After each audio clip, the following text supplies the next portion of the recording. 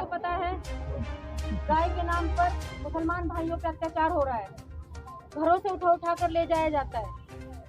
ये सिर्फ हमारे साथ ही क्यों हो रहा है? क्या किसी ने ये सोचा है? अगर हम में से कोई एक आदमी हिंदुओं के घर में घुसकर और उनको जला दे तो क्या ये लोग शांत रहेंगे? माफी चाहती हूँ, थोड़ा ओवर बोल रही हूँ, पर ये सच्चाई है और मैं सरकार की आंखों में आंखें डालकर ये बात कह सकती हूँ कि यदि हम अगर ऐसा करें तो क्या वो हमें छोड़ेंगे? वो हमें फांसी पे लटका देंगे। तो हमारे 2 भाइयों को जिंदा जला दिया गया है। आज हम यहाँ धरने पर बैठे हैं, भूखे पिसाए, दूर दूर से मेरे साथी यहाँ पर आ रहे हैं और हमारी आवाज उठा रहे हैं। तो मैं ये चाहती हूँ मेरे भाइयों से कि एकजुट होकर सीना ठोक के सरकार की आंखों में आके डालकर कहो, स्टॉप बजरंग दल, अरेस्ट मोनू माने सर। अभी तक एक वोट की मांग अभी तक हम लोग नहीं कर पाए, इस मांग में भी नहीं है। इसलिए मैं चाहता हूँ कि हमारे साथी जहाँ भी है, दूसरा जुडिशियल जांच की मांग लिखे, सीबीआई की मांग नहीं है। हाँ, सीबीआई में हम लोगों ने देख लिया है खेल, इसलिए जुडिशियल जांच की मांग जो है हर हाल में शामिल किया जाए। और मुआवजा तो आपका मांग सही है कि भैया जैसा पहले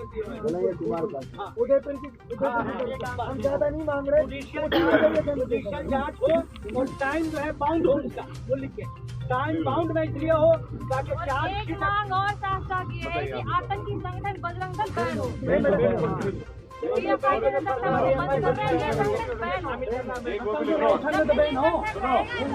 वसीम भाई,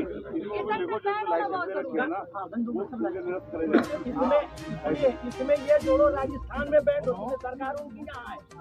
अभी सरकार इमरान प्रताप गढ़ी की दिल्ली में नहीं है, इस वक्त राजस्थान में है। तो ये सब जोड़ दो कि राजस्थान में बंद हो। जहाँ हिंदू मुस्लिम दलित समाज सारा जो है, इतनी जो मोहब्बत के साथ जो विवाद के बीच में जो लोग रहते हैं वो देखने को आपको कहीं नहीं मिलेगा।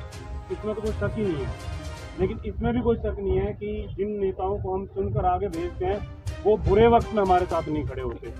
और हमारे जो लोग हैं, जो जितने भी राजनीतिक से जुड़े हुए लोग हैं और जो सामाजिक, जो हमारे आज जैसे हमारे सदर साहब बैठे हैं, बहुत सारे यहाँ बहुत अच्छे हमारे डॉक्टर अशफाक आलम साहब हैं, और ये सारे लोग हमें जगाने का काम करते हैं। लेकिन कहीं ना कहीं आज हमारा इतने जो दिन गुजरे हैं, जैसे जैसे ये दिन गुजरेंगे कहीं ना कहीं हम लोग जो है सुस्त हो जाते हैं और फिर हम इंतज़ार करते हैं एक नए हादसे का, हमारे किसी और बच्चे की किसी की जान जाए, हमारे किसी और भाई की जान जाए। तो मेरा कहने का पर्पज़ ये है कि हम लोग ये ठाने कि हम लोग वैसे भी हम चौकों पे बैठते हैं, दुकानों पे बैठते हैं, जगह जगह बैठ के अपना टाइम खराब करते हैं। हम इस आंदोलन को और हम इसको मजबूती दें जिससे कम से कम सरकार जो है वो मजबूर हो कि हम ऐसा कोई कदम उठवाएं वो कि हमारे जो आगे कोई इस तरह की वारदातें ना हो। आज जैसे सदर साहब ने बताया कि हाईवे जैसे मानेसर को जाम करने की उन्होंने कोशिश किया या जाम किया है, तो वो लोग जो है जो हमारे ऊपर जुर्म कर रहे हैं, आप ये देखो कि वो डंके की चोट पर आगे आके फेस करते हैं और हमारे साथ जुर्म हो रहा है। हम छुप के भी हम अपने लोगों को सपोर्ट नहीं करते। आज कितने लोग हैं हमारे यहाँ जितने भी आसपास के लोग हैं, वो लोग बातें तो करते हैं, लेकिन जब ऐसा वक्त आता है कि हमें इकट्ठा होकर अपनी आवाज़ को बुलंद तरीके से उठाना चाहिए, उस टाइम हम कहीं ना कहीं कमज़ोर पड़ जाते हैं। ये हमारी जो मुझे लगता है ये हमारी बहुत बड़ी वीकनेस लगा लो, कमज़ोरी लगा लो, या हमारी मजबूरी लगा लो कि हम बुद्धिली का शिकार हो गए हैं। हमारे अंदर सच को बोलने की हिम्मत नहीं है और हम लोग जो है सच की आवाज़ को नहीं उठा पा रहे।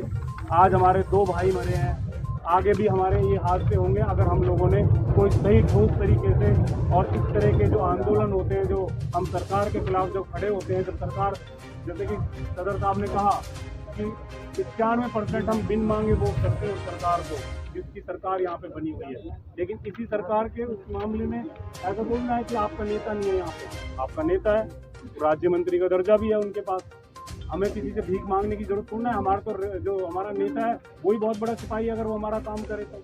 लेकिन ये हमारी बदकिस्मती है कि हमें यहाँ बैठना पड़ रहा है, हमें आंदोलन करने पड़ रहे हैं, वरना वो चाहे तो मुख्यमंत्री से मिलके वो बहुत कुछ करा सकते हैं। ना उनकी नीयत सही है, ना उनकी नीति सही है, तो वो हम नेताओं पे ना पड़े, हमें अपने कौम, अपने इलाके की आवाज़ को खुद ही बुलंद करना पड़ेगा। तो मैं तो जितने भी आप लोग हैं, आप लोग सब बहुत ही समाज के फिक्रमंद लोग हैं और आप लोगों का जो योगदान है ये पूरे इलाके और कौम के हित है, तो अल्लाह इसको ज़रूर कामयाब करेगा।